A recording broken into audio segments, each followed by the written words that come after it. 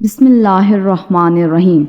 آج کی ویڈیو میں ہم مینڈک کے بارے میں پڑھیں گے کہ اللہ تعالیٰ نے مینڈک کو کیوں پیدا کیا اور کیا مینڈک کا قتل کرنا گناہ ہے یا ثواب، کیونکہ اللہ تعالیٰ نے کوئی بھی چیز بیکار نہیں بنائی، فالتو نہیں بنائی ہے۔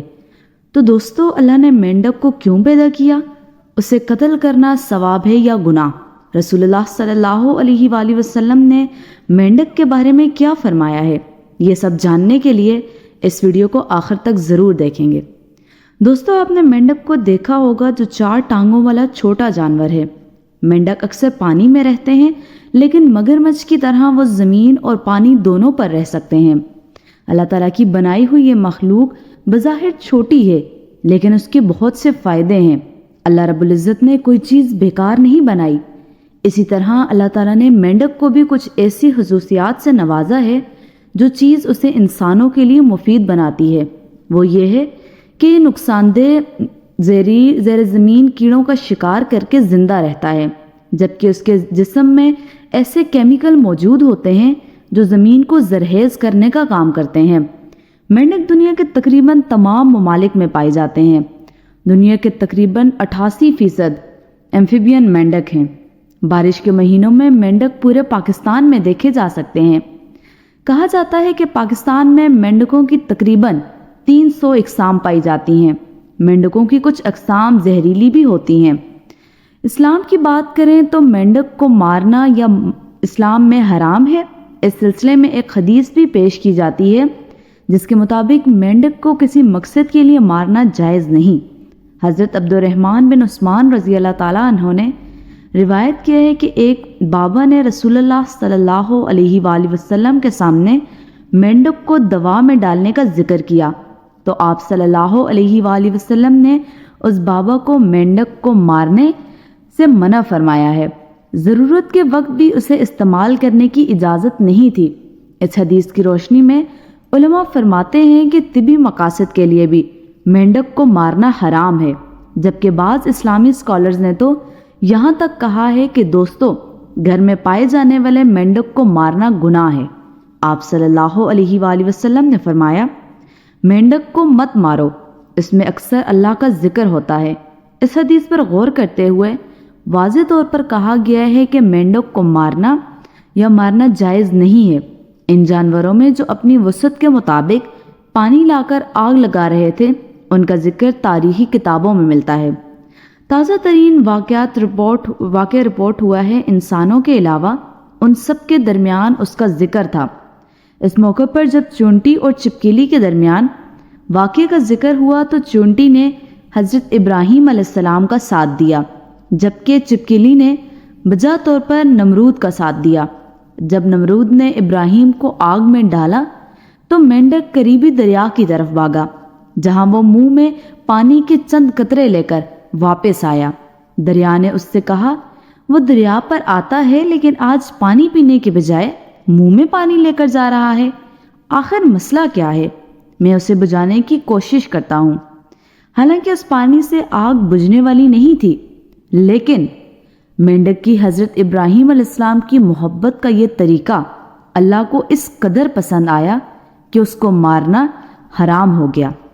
دوست، ماہرین کے مطابق 1980 سے اب تک دنیا میں مینڈکوں کی 30 اقسام معدوم ہو چکی ہیں۔ مینڈکوں کی مختلف اقسام سائز، رنگ، نسل، شکل میں مختلف ہوتی ہیں، اور زیادہ تر تو درختوں کے مینڈک امریکہ میں پائے جاتے ہیں جو 1 انچ سے زیادہ لمبے نہیں ہوتے۔ چیتے مینڈک کی ایک اور قسم 2 سے 4 انچ لمبی ہوتی ہے۔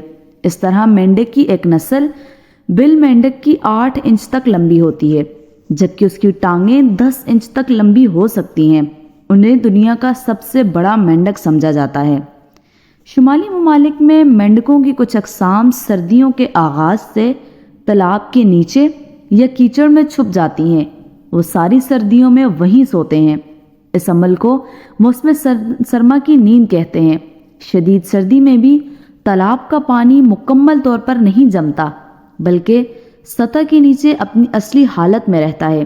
اس لیے مینڈک سردی میں جمنے سے نہیں ڈرتے۔ مینڈک کی آنکھیں براہ راست اس کے سر کے اوپر ہوتی ہیں، जिस की वजह से ये पानी में छुपे हुए भी सतह से ऊपर देख सकते हैं। इस खसूसियत की वजह से मेंढक अपने शिकारियों के खतरे से बाखबर रहता है, जिसे सबसे ज्यादा जहरीला मेंढक कहा जाता है।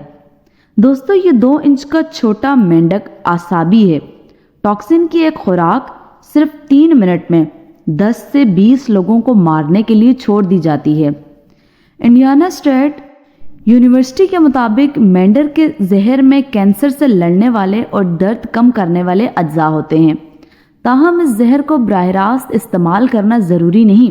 ताहम उम्मीद है कि उससे मौसर दवा मिल सकती है, जिसके मुताबिक उस जहरीले मेंढक की बका खतरे में है। चूँकि कुदरती रहाइश गाहों, जरी केमिकल्स और इंसानी सरगर्मियों ने उनके कुदरती माहौल को बर्बाद कर दिया है। मेंढक आमतौर पर कोलंबिया के बरसाती जंगलात में पाए जाते हैं और वो हल्के पीले हो सकते हैं। मेंढक जितना जर्द होगा उतना ही जहरीला होगा। अगर कोई शख्स उसे बगैर दस्ताने के चंद सेकंड तक हाथ में पकड़े रखे तो ये जिल्द से जहरीले मादे खारिज करता है, जो इंसानी जिल्द में जज्ब होकर आसाब को मुंजमद कर देता है और दिल की धड़कन बंद हो जाती है। जदीद तहकीक के मुताबिक अगर डॉक्टर मेंढक के जहर का एक कतरा भी लिया जाए तो वो 2 साल बाद भी इतना ही मुहलिक साबित होगा। ऑस्ट्रेलिया के माहिरीन हैवानात ने मेंढक की एक और नई नस्ल दरियाफ्त की है। ऑस्ट्रेलवी मुहक्किक टोडी रोली के मुताबिक उसका पेट चमकदार पीला है और उसकी ज़्यादातर आंखें सफ़ेद हैं। इस तरह काम करता है ये मेंढक आमतौर पर दरख्तों में घोंसला बनाता है और वियतनाम में पाया जाता है। मेंढक की ये नई नस्ल तकरीबन 4 इंच लंबा है। दोस्तों, तमाम मेंढक सब्ज नहीं होते। कुछ मेंढक सुर्ख, नीले, नारंगी, पीले और जामुनी रंग के भी होते हैं। कुछ मेंढक सब्ज भी होते हैं। धब्बे या धारियां भी हैं। मेंढक का रंग फूल को इस माहौल के मुताबिक जिंदा रहने में मदद देता है। मेंढकों को पानी पीने की ज़रूरत नहीं है क्योंकि वो उसे अपनी जिल्द के जरिए जज्ब कर लेते हैं। फटी फटी आंखें उसे सामने एतराफ़ करने और जुज़वी तौर पर पीछे देखने की इजाज़त देती हैं। उसके सर पर आंखों की पोजीशन उसे तकरीबन 180 दर्जे का नज़ारा देती हैं। उसकी आंखों का रात का नज़ारा मेंढक को बगैर हरकत किए अंधेरे में आसानी से शिकार करने के काबिल बनाता है। ये भी हैरत अंगेज है कि तमाम मेंढक कूद नहीं सकते। ज़्यादातर लंबी टांगों वाले मेंढक अपने जिस्म की लंबाई से 20 गुना तक छलांग लगा सकते हैं और जिनकी पिछली टांगें छोटी हैं वो रेंग सकते हैं या चल सकते हैं। तहकीक से साबित हुआ है कि मेंढक 10 साल तक जिंदा रह सकता है। इसके अलावा किसी भी बारे में इंफॉर्मेशन चाहिए हो तो कमेंट बॉक्स में लाजमी करें। जज़ाकल्लाह खैर। अल्लाह हाफ़िज़।